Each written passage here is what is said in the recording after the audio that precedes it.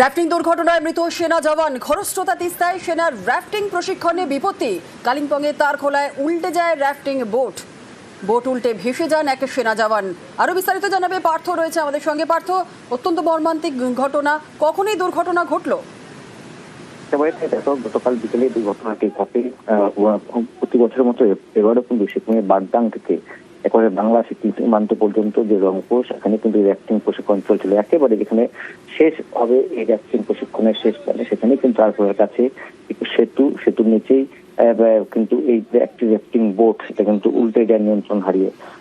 তখনই নিখোঁজ হয়ে যান এক সেনা জওয়ান।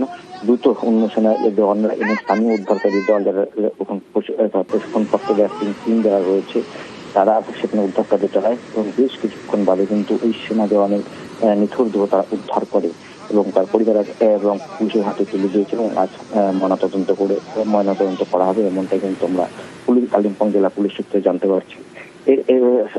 প্রতি বছরই এই র্যাফটিং প্রশিক্ষণ হয়ে থাকে সেনা জওয়ানদের, কিন্তু এর আগে এমন ঘটনা ঘটেনি, এমনটাই কিন্তু আমরা পুলিশ সূত্রে জানতে পারছি। স্বাভাবিকভাবেই যেখানে দুর্ঘটনাটি ঘটেছে তারপর কাছে একটা সেতু রয়েছে। গত বর্ষায় সেই সেতুর একটা অংশ কিন্তু ক্ষতিগ্রস্ত হয়। সেখানে লোহার যে বিম দিয়েছিল, সেখানে নিয়ন্ত্রণ হারিয়ে বোটটি পাল্টে উল্টে যায় বলে খবর পাচ্ছি আমরা। ধন্যবাদ।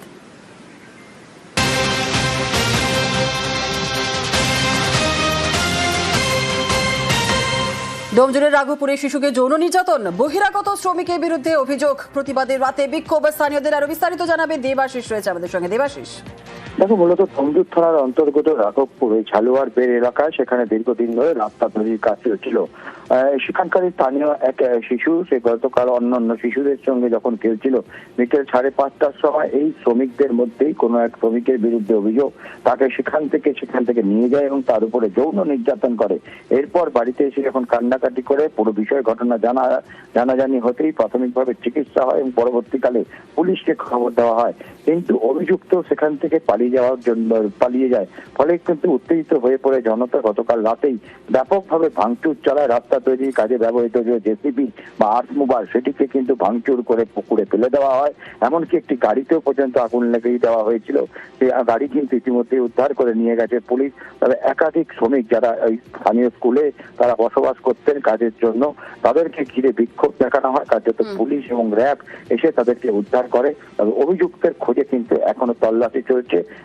এই ঘটনার জেরে কিন্তু ব্যাপক উত্তেজনা রয়েছে ডোমজুড়ের রাঘবপুরে।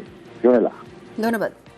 বিকাল 5টার সময় বাচ্চারা খেলে, এখানে রাস্তায় লোকে যে কাজ করে, ওর মধ্যে একটা ছেলে গাড়ি ড্রাইভার, ও নেশা করে মেয়েটাকে এখান থেকে তুলে নিয়ে রেপ করেছে।